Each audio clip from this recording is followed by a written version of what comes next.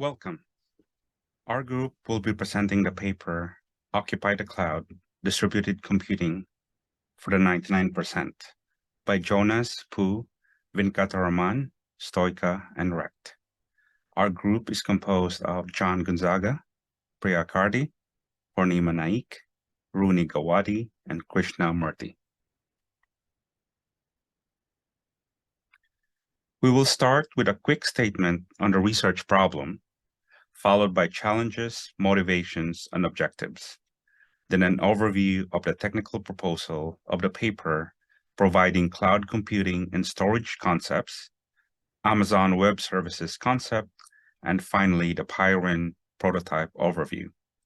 We will discuss the results of the prototype and then finish up with conclusions and reflections. Research problem statement. Distributed computation frameworks have moved beyond a simple MapReduce model. Many users are still struggling with complex cluster management and configuration tools, even for running simple parallel jobs. The twin promise of scale and elasticity remain out of reach for a large number of cloud computing users. Challenges and motivations. A new user to cloud computing will be confronted by a dizzying array of decisions to make. One must decide on an instance type, if you even know what that is. Cluster size, how much exactly do you need? How big? How little? The pricing model. Just trying to go through Amazon Web Services account setup, they have at least 4 models that they can choose, and they can be expensive or cheap. Selecting the wrong one may cost you a lot of money or may just not satisfy what the user is trying to do. The programming model and how granular should the task be. Trying to understand the layers of abstraction in distributed data processing platforms will be complex, and configuring it correctly would be mind-boggling for a total newbie. If you already have an application that is running in your local machine, why can't there be a simple cloud button and magically your application just get uploaded to a cloud platform, executed, and then get the results? How can you make as many users as possible to just do that and take the running code and execute it in parallel and exploit the elasticity feature of cloud computing? Finally, current cloud computing abstraction are really more designed for server-oriented resource model.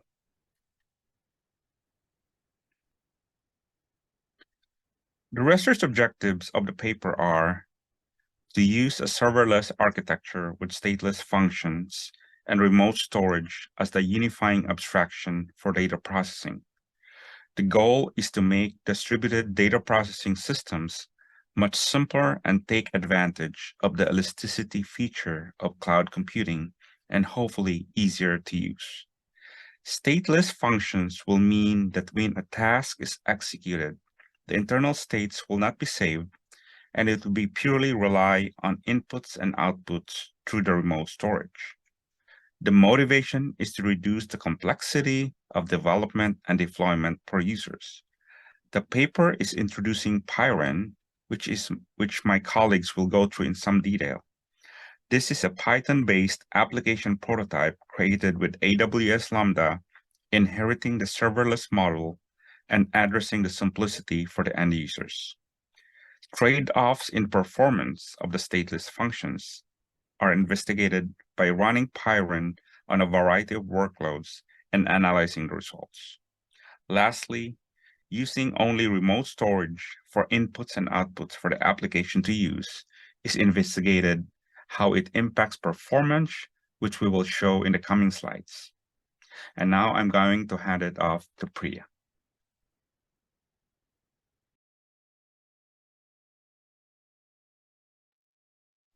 Thank you, John. Here is the technical overview of Amazon Web Service concept. So what is cloud computing? The cloud computing is the technology which providing on-demand delivery of the IT resources over the internet. So instead of buying and maintaining the physical data center and server, the user can access technology services such as computing power, storage, database, according to the requirement of their organization. And the cloud provider like Amazon Web Services, Microsoft Azure, which provide the services to the user, and these services is pricing on basis of the use of the user. How the user can use those services, according to that, the user has to pay those for the services. So the next thing is cloud computing service model. So there are three types of service model, which is a software as a service, platform as a service, and infrastructure as a service. So software as a service is a cloud-based method of providing software to the user. So the software which or application which is provided to the user, they can use it and install on their computer or the system, and they can use it. So user can subscribe to that application or the software rather than purchasing it like whenever they need it. So the next thing is a platform as a service. So platform as a service is a complete cloud environment that include everything what developer need to build, run, and manage application. So that include from server to an operating system to all kind of networking, storage, and middleware tool or hardware we support to build their platform. The third one is a IaaS, which called as a infrastructure as a services. So this service where a cloud service provider rent on highly scalable and automated IT infrastructure, usually which is from over the internet. They can provide it to the small or medium-sized businesses or individual developer. Some of the popular IaaS example are Amazon EC2, Rackspace, Windows Azure, and Google Compute Engine. So the second is type of cloud computing. So there are three kind of type of cloud computing. The first one is a public cloud.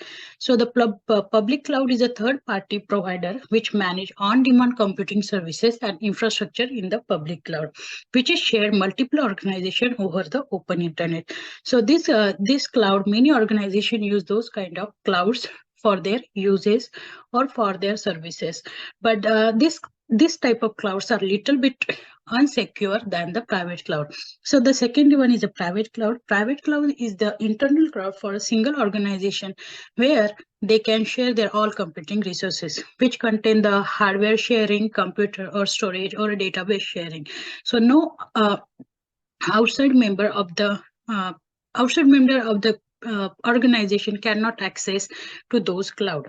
So third one is a hybrid cloud. So hybrid clouds are any combination of the private and public cloud solution. So it giving the both the advantage of from the private cloud and the public cloud.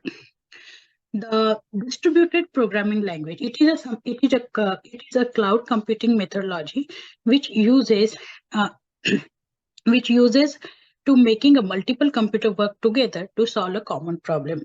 It make a computer network appear as a powerful and strong single computer which provide large scale resources to deal with the complex challenges. Sometimes this computer network called this distributed system called as a distributed programming, distributed algorithm, and distributed computing. These are the different name for the distributed programming language.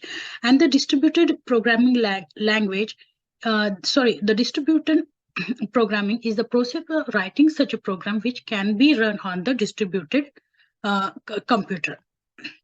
Next one is a serverless. Serverless computing allow you to build and run application and services without thinking about the server and the infrastructure. Server remain in a serverless, but they are abstracted from their app development. It is a cloud computing application and development which execution model which enable developer to create an execution app without need of server management. The routine tasks of the serverless is provisioning, maintaining, and scaling the server infrastructure are handled by cloud provider. With the serverless computing, your application still run on server, but all the server management is done by the cloud provider. The next is AWS Lambda. AWS Lambda is an good example of the serverless technology. So AWS Lambda is a serverless computing service which provided by Amazon Web Service. User of AWS Lambda can create a function and self-contained function application written in which is going to support the language and runtime and upload them to the AWS Lambda. So that means AWS platform is used to run the code in the Lambda function without managing the server. And the what is the Lambda function? The Lambda function is a code executed on the Lambda runtime environment is called the Lambda function. The Lambda function can perform any kind of computing task from serving web pages and processing stream of data to calling APIs and integrating with other AWS services. Elastic computing. So elastic cloud computing is a process in which cloud service provider provide resources for an organization based on their organizational requirement. These resources such as storage, infrastructure, computer processing, CPU, RAM, input-output bandwidth, etc. and down to adapt the changing resources on demand, which dynamically meet the workload requirement.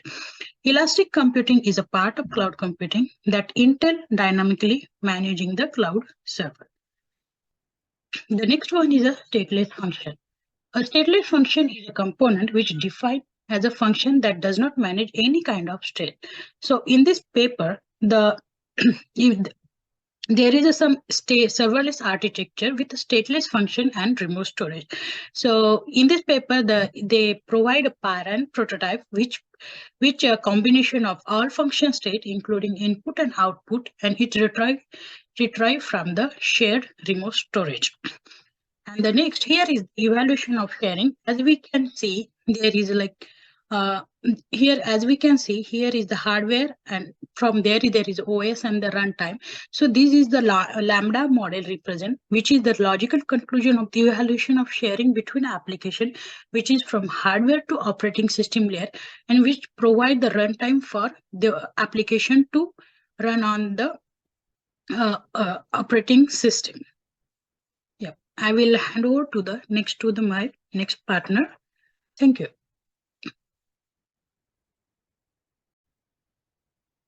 Thanks, Priya. Now let's understand the Python system that is implemented by the authors.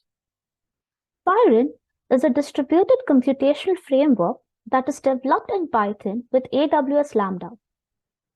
It exposes a map primitive from Python on top of Lambda. This lets you run your existing Python code at a very large scale. To simplify programming and deployment for end users, it implements a serverless architecture with stateless functions and remote storage. So now let's understand the serverless architecture. The main components of this architecture are a low overhead execution runtime required for executing your code, a function scheduler, and a high-performance remote storage. Now let's understand how these components work together. First, users will submit functions that needs to be executed along with their dependencies to a function scheduler. For every function, the function scheduler creates a container for its execution. Finally, the functions are executed by the containers. Now, these functions are stateless. Hence, their arguments are fetched by the container from the remote storage, and also their results are written back to the same location. Now, why this architecture is serverless? Because as you can see in the image, we don't have a dedicated server running our code. Instead, our functions are executed by containers that are created on the cloud side during runtime. Now, as we saw in the architecture, there is a high-performance remote storage. So Python uses Amazon S3 as its remote storage. So what is Amazon S3? Amazon Simple Storage Service is an object storage service that has the best scalability, data availability, security, and performance in the industry. Customers of all sizes and industries can use this service to store and protect any amount of data for a range of use cases. It stores data as objects within buckets. An object is a file and any metadata that describes the file. A bucket is a container for objects. Now, Python does serverless execution by using AWS Lambda. Every Lambda invocation executes a different function. Now, back in 2017, when authors implemented this prototype, Amazon Lambda offered a relatively constrained containerized runtime that had maximum 300 seconds of execution time, 1.5 GB of RAM, 5 and 2 MB of local storage, no root access, and it can run up to 3,000 simultaneous workers. Related documentation, examples, and Python's code can be found at the given URL.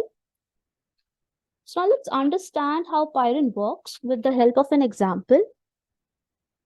On the left, we have a function square that is calculating the square of a number.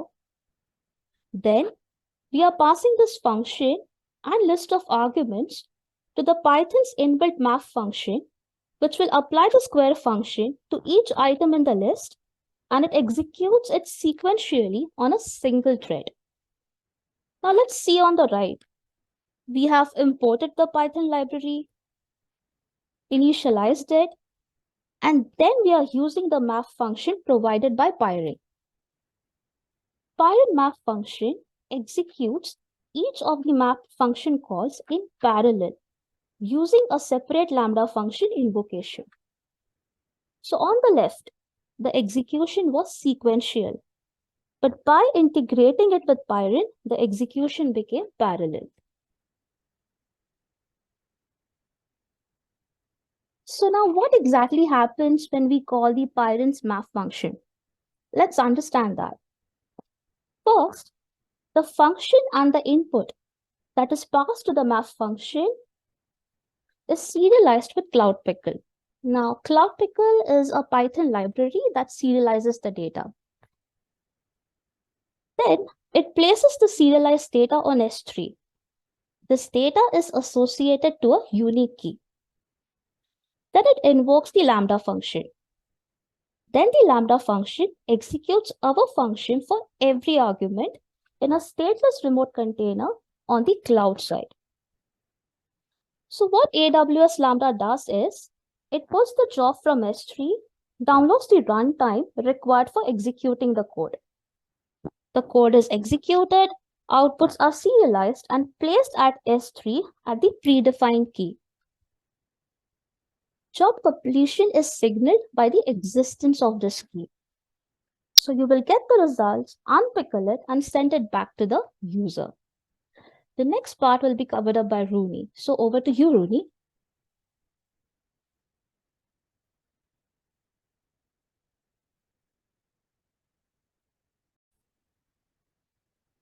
Thank you, Purnima. In this, I will describe how Python was used for the experiments.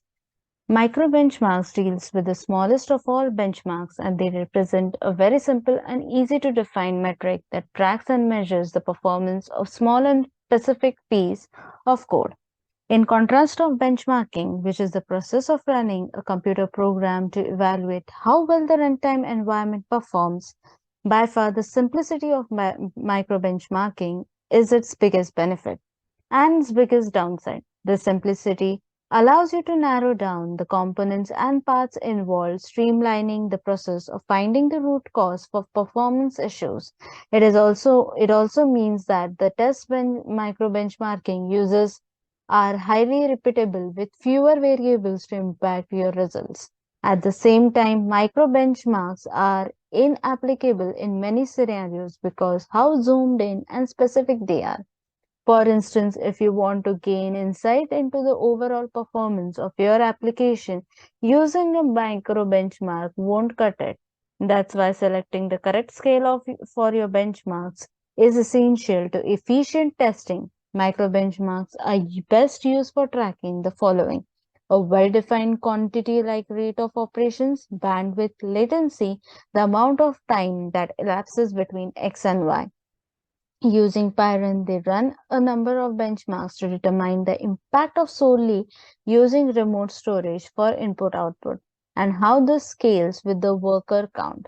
They provided matrix multiply kernel. Within each lambda they got 18 G-flops per core, scales to more 40 T-flops while using 2800 worker. The figure in this slide describes running a matrix multiplication benchmark. Inside each worker, we see a linear scalability of F-flops across 3000 workers.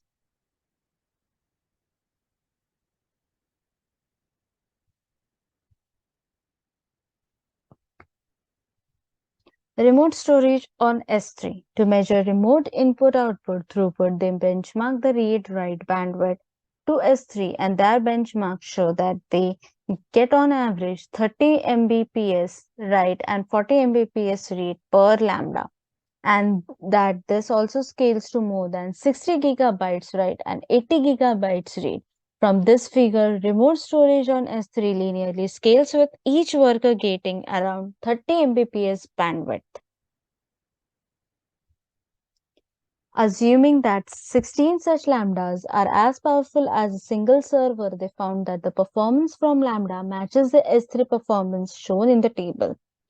To measure the overheads for small update, they also benchmarked a 128 byte synchronous puts gets to 2 large instances running in memory. They match the performance reported in prior benchmarks and get less than 1 millisecond latency up to 1000 workers.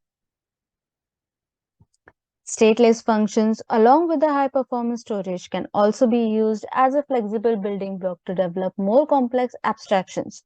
The first abstraction they consider is one where output from all the map operation is collected onto one for further processing. They found this pattern covers a number of classical machine learning workloads, which consist of featureization stage that converts large input data into features, and then a learning stage where the model is built using SVMs or linear classifiers. In such workloads, the featureization requires parallel processing, but the generated features are often small and fit on a single large machine. These applications can be implemented using a map that runs using stateless function followed by a learning stage that runs on a single multi-core server using efficient multi-core libraries. The wide array of machine choices in the core means that this approach can handle learning problems with features up to 2 terabytes in size.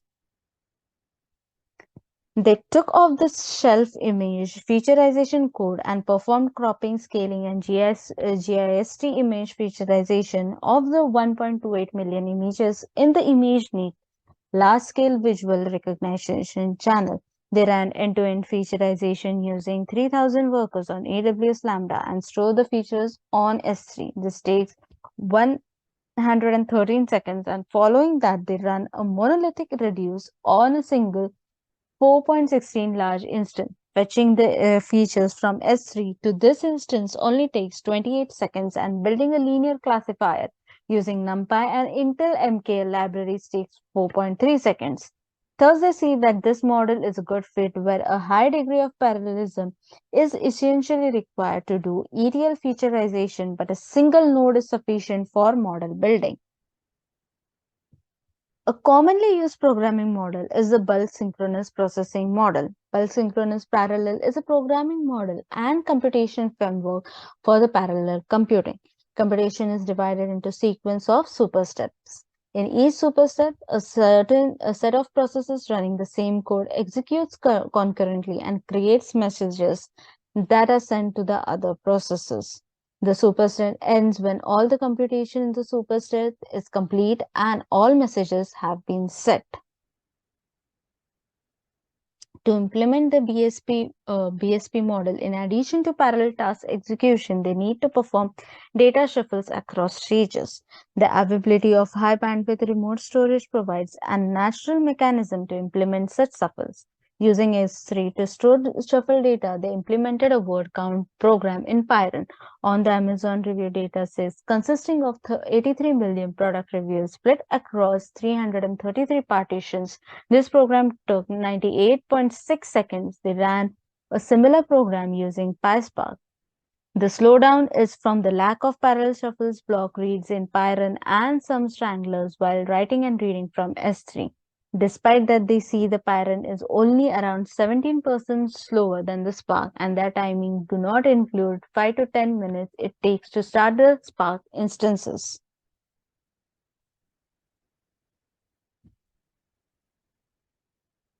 They ran the Dighton sort benchmark on 1 terabyte input to see how Python handles a shuffle-intensive workload.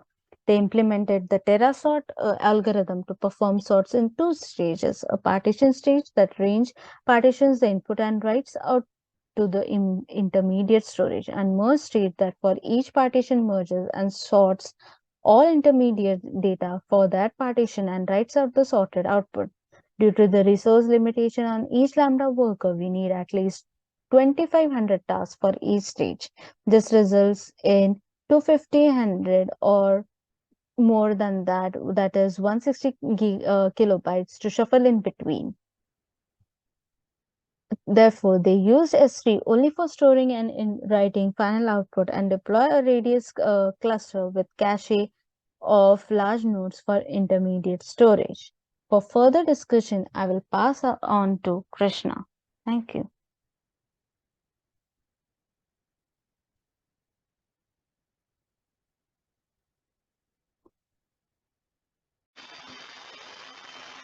Thanks, Rooney. The figure shows the end-to-end performance with varying number of concurrent Lambda workers and Redis shards, with breakdown of task time.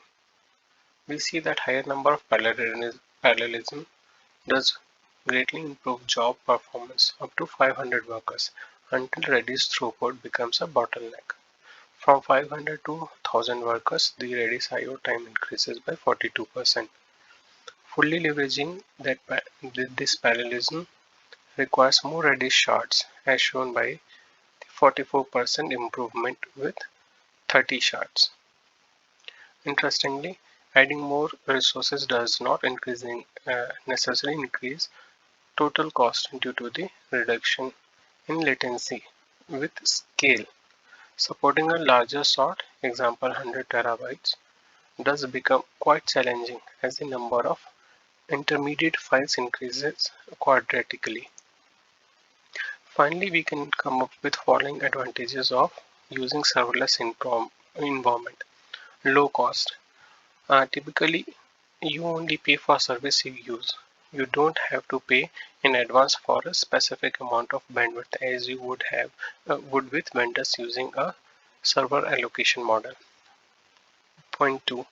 Easy scalability. Applications built on Lambda and FAS, that is function as a service platform, scale automatically with the number of user or usage. The vendor, not the developer, manages scaling. Point 3. Simplified code. With FAS, you have the option to upload one function at a time or your entire application all at once. Lambda also gives you the freedom to write backend code for independent functions, similar to microservices. Fourth, decreased latency. The vendor may have the capability to run applications closer to end users, eliminating the need for requests to travel long distances to an origin server. Faster time to market.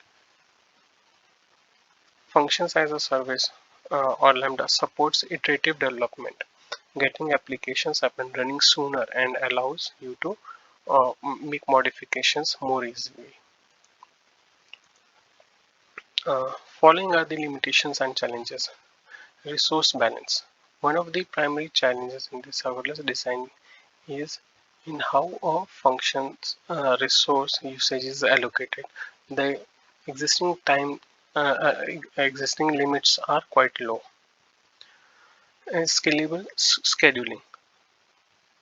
For data parallel frameworks running on server, to implement scheduling frameworks on top of stateless functions, we need to handle information about the cluster status, that is, which container are free, input locations, resource heterogeneity, which is only available to the infrastructure provider.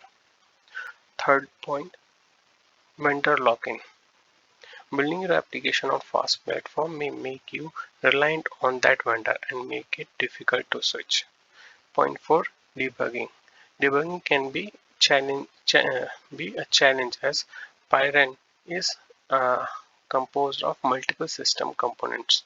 For monitoring Lambda execution, we rely on service tools provided by AWS. For example, CloudWatch saves off-channel logs from Lambda workers, which can be browsed through a cloud viewer. S3 is another place to track as it contains metadata about the execution. To understand a job execution comprehensively, example calculating how much time is spent at each stage, however, would require tool to align events from both the host and Lambda. Cold start. This there's sometimes a delay in the execution of function as much as 3 seconds, which can adversely impact some types of application. Point number 6, security. You are at the vendor's mercy when it comes to security and may not have the visibility you need to ensure the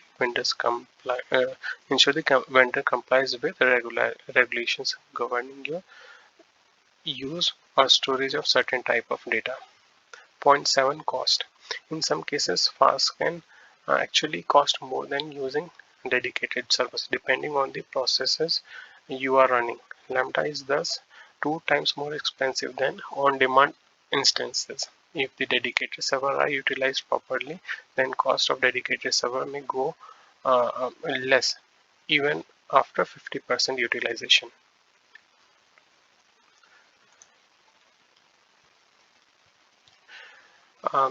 We already know that AWS Lambda is the compute service that lets you run code without provisioning or managing servers. What if we want to coordinate or run a workflow which uses multiple Lambda functions, one after another? Also, long-running executions are not supported within Lambda, hence one may want to break it in multiple steps. Here comes the AWS step function to rescue. It's there to design and run a serverless workflow that coordinates multiple AWS Lambda functions. Let's say, for example, you are a developer who has been asked to create a serverless application to automate handling of store checkout process. While you could have one Lambda function call the other, you worry that managing all of those connections will become challenging. As the store checkout application becomes more sophisticated, plus any change in the flow of the application will require changes in multiple places, and you could end up writing the same code over and over again. To solve this challenge, you decide to use AWS step function.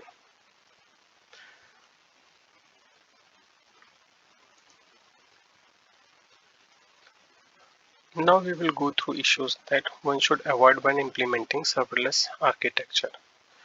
Number 1, using monolithic Lambda functions with a large code base. So during a lengthy project, your Lambda function code might grow bigger and bigger. This leads to another Lambda invocation times and make managing the function code more complex. Hence, break the larger Lambda function and use steps sanctions for orchestration. Amazon Event Bridge to exchange information between your serverless components.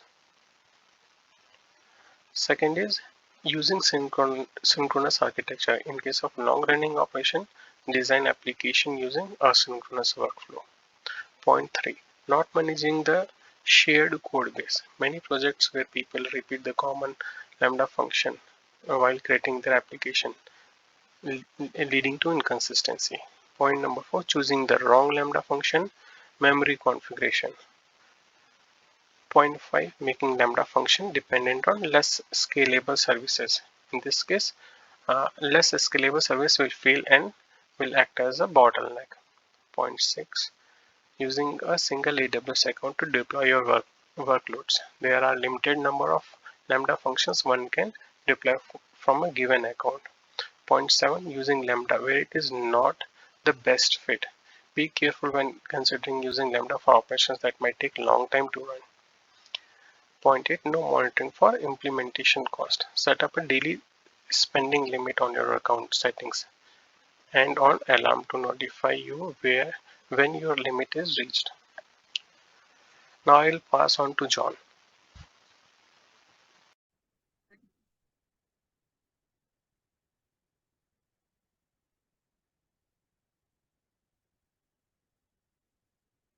Thank you, Krishna. In closing, we identify the following. The entry to cloud computing is really high for users that are newbies to the platform. It requires high technical knowledge to be able to configure the cloud computing setup so that it can actually do what the user expected it to do. It may require some evaluation or experimentation at the start.